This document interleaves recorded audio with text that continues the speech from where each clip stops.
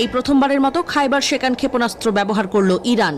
এই ক্ষেপণাস্ত্রগুলোর বিশেষত্ব হলো এগুলো শেষ মুহূর্ত পর্যন্ত লক্ষ্যবস্তুতে দিক পরিবর্তনের ক্ষমতা রাখে এবং বিস্ফোরণের সময় থাকে ভয়াবহ বিধ্বংসী। আইআরজিসি জানিয়েছে এই হামলার লক্ষ্য ছিল ইসরায়েলের বেন গুরিয়ন বিমানবন্দর, একটি বায়োলজিক্যাল গবেষণা কেন্দ্র এবং তাদের বিকল্প command and control centre.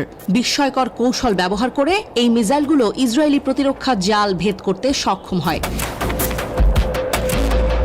Iran দাবি করেছে ইসরায়েলি প্রতিরক্ষা ব্যবস্থা ব্যর্থ হয়েছে। মিসাইলগুলো আঘাত হানার পরেই সাইরেন বেজেছে, যার ফলে সময়মতো আশ্রয় নিতে পারেনি সাধারণ মানুষ। আইআরজিসি হুঁশিয়ারি দিয়েছে এখনও ইরানের পূর্ণ সামরিক শক্তি ব্যবহৃত হয়নি।